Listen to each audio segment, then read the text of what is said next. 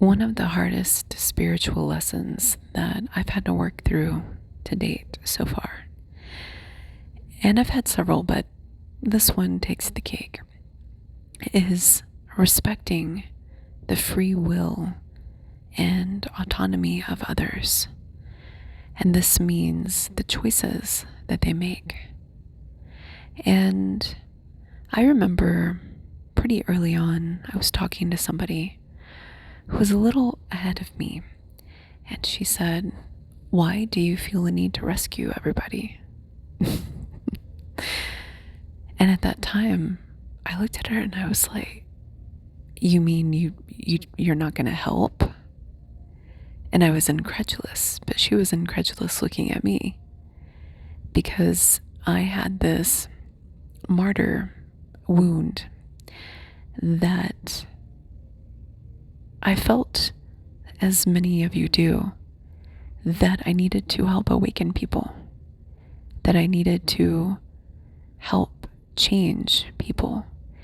And the problem is that when this energy is directed in the wrong ways and for the wrong reasons, although it seems altruistic, wanting to wake up your friends and your family and things of that nature, when people are not actually ready, it can actually be somewhat cruel, because there are certain truths that you come to realize on the journey, and some of these are quite uncomfortable.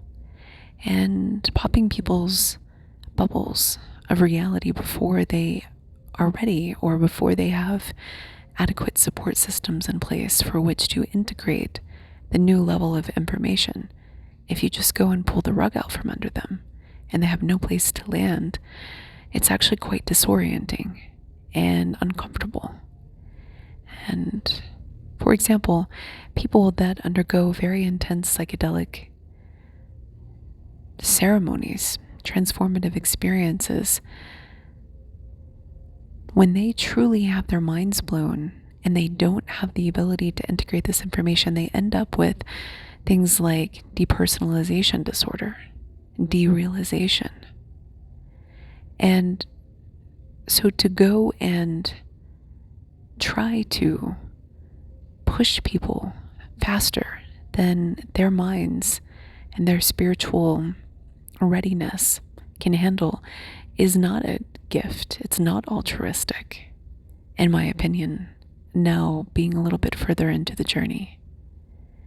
And it is one thing to remain available, to hold the space, to teach in your corner, but to go around and try to drag people into your corner, force them to sit there like Clockwork Orange with their eyes peeled open, to take in all of the information that you have taken in and integrate it as part of your awakening journey. That's not love. That's not love. And very often this urge comes from fear. There was a story recently, I may have mentioned it before.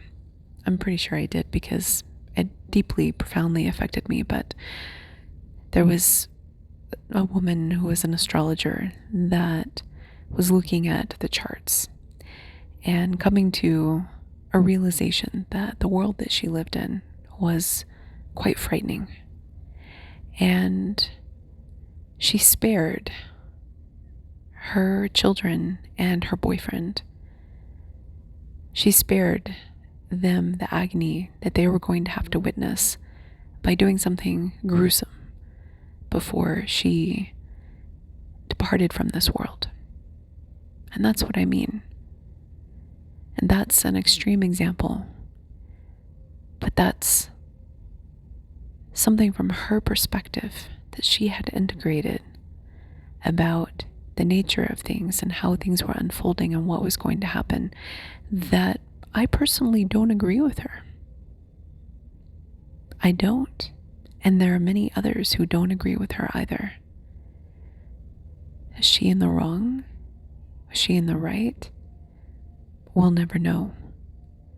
But we have to understand that And this is what has taken me some time. We have to understand that the way that we process information is very unique to us. And although many of us share experiences, they don't overlap 100% of the time.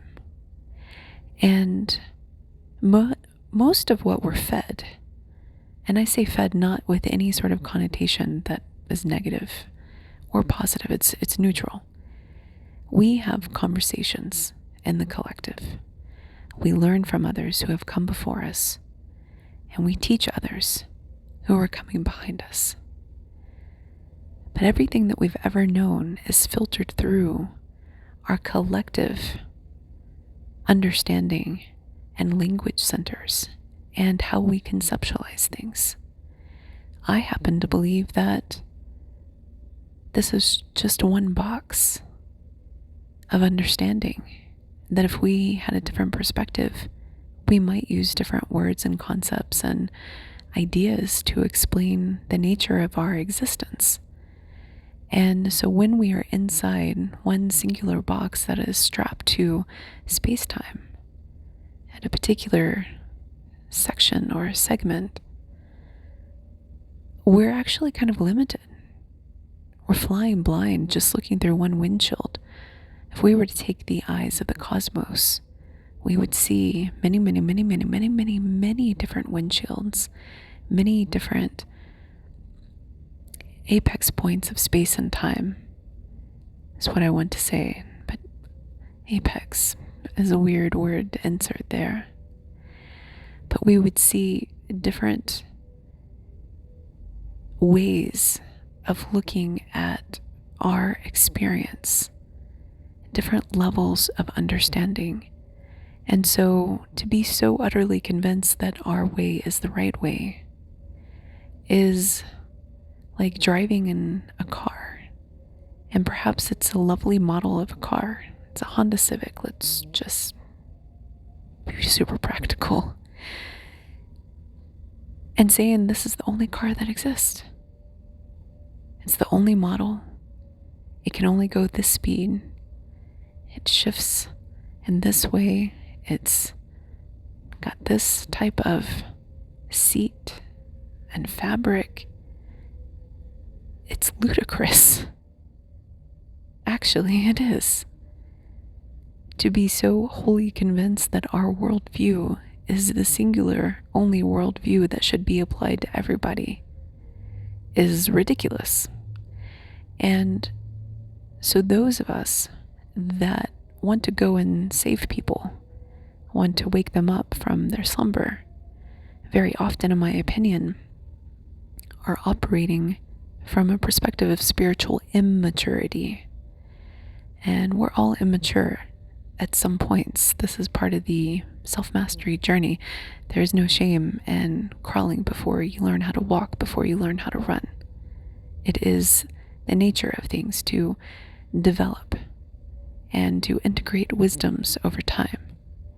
And looking back, I can see that this was spiritual immaturity on my part, because I was completely convinced that the way that I saw things was correct. And indeed, now I see things a little differently. And I see alternative explanations where I didn't before. And I see even the merit in opposing viewpoints that I was not even privy to at that time. So when we are coming from a place of fear, we're actually motivated by the wrong reasons. It might seem like love. It might seem like altruism and caring. There are so many missionaries out there, and no offense if you're one of them, but I wholly disagree with the principle that you go into somebody else's country and in the old days, Spanish Inquisition days, they hurt people. They hurt people if they didn't jump in their Honda Civic And of course, people jumped in there because they were afraid. And they were converted successfully. Show me the way. Please, yes, save my family. But now that we have evolved more as a species, it seems ridiculous to go into another nation and hurt people just because they see things the quote wrong way. But perhaps I'm living in a different reality where I see that as ridiculous. And perhaps I'm coexisting in a collective where that's just normal operating procedure.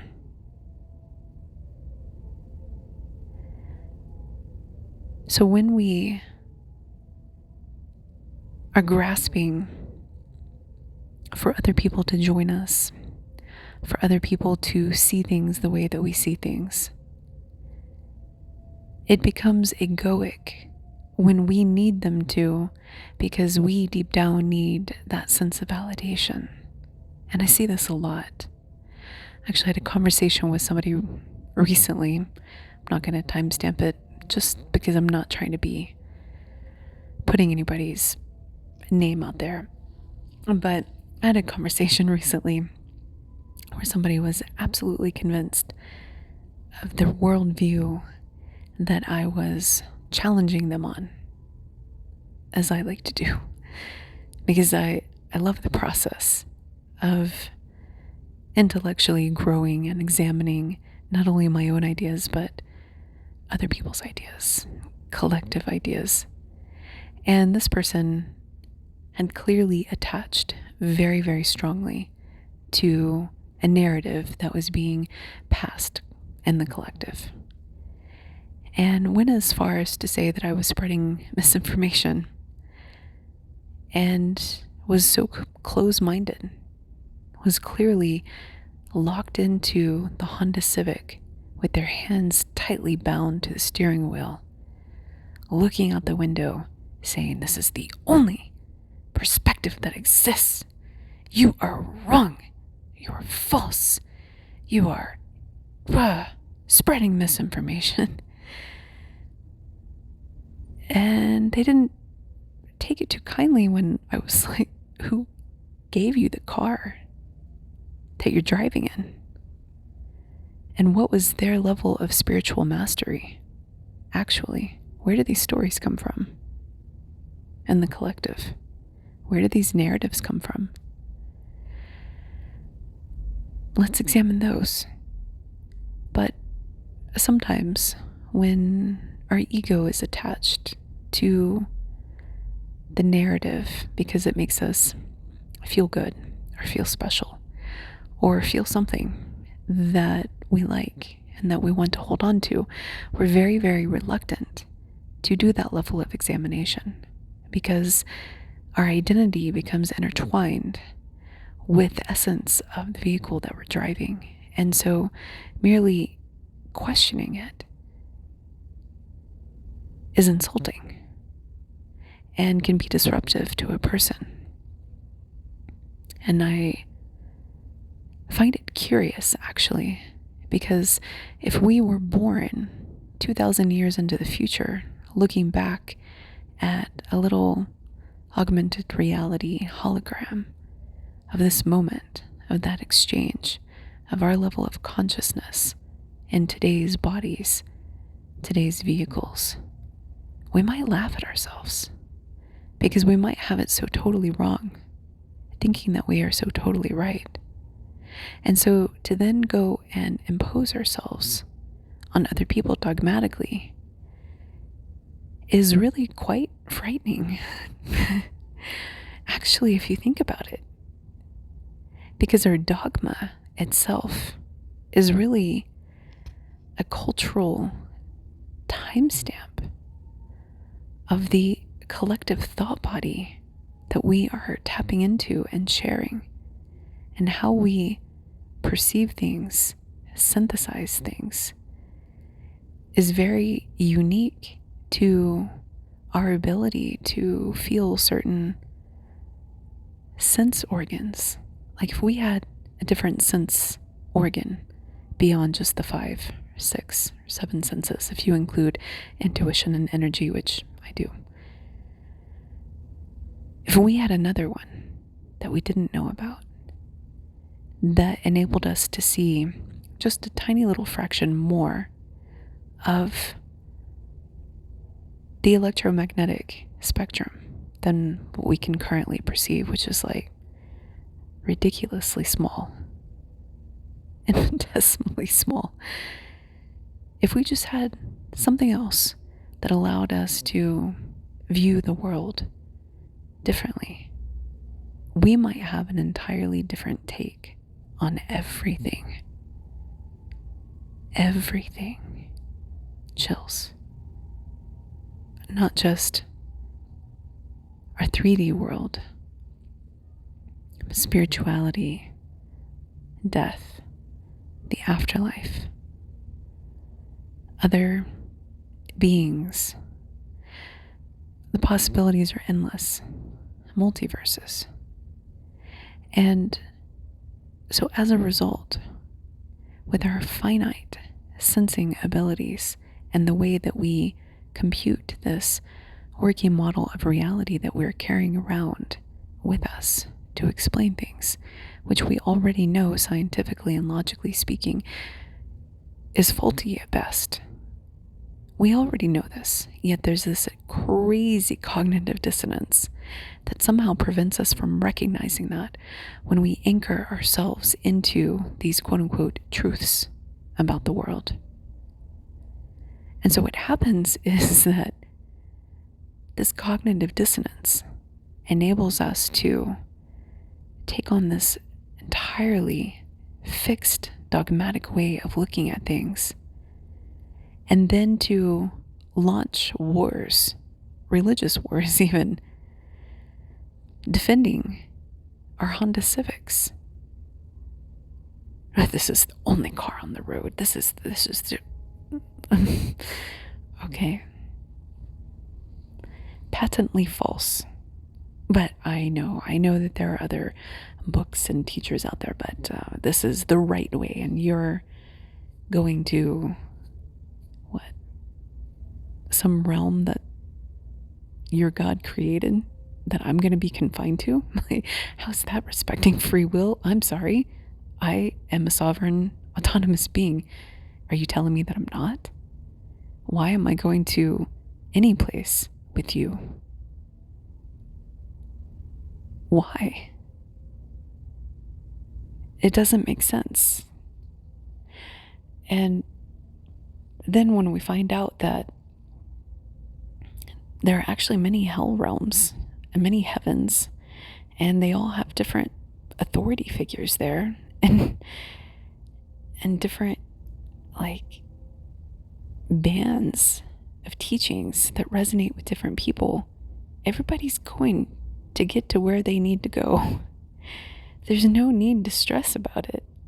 You just got to find your lane and what resonates with you and stay out of other people's lanes. So the beautiful part of this lesson is letting people be. Letting them be where they vibe, where they resonate. I saw a soul partner that we used to have a very, very powerful connection with. I saw them recently. I'm not going to timestamp it, but what I noticed is that, first of all, I barely recognized them. And second of all, when that recognition came, it was very different because I saw them as being in a different life path. And to me, it looked like it was not a compatible life path. And it was not one that I was drawn to or attracted to in any way. And instead of there being this intense magnetism, what I felt was, oh, they're where they're supposed to be. I'm glad for them. I'm going to let them be. Whereas in the past, I would have tried to tempt them with the extraordinary, perceiving that they were in an ordinary existence and comfortable and happy there, and seeing some part of their soul's potential that they didn't even recognize themselves, wanting to help them open that up and open up their gifts and their abilities when they were comfortably happy, content even in their life. And so as I walked away, I felt this strong sense of comfort for the first time in a long time, of just letting them be.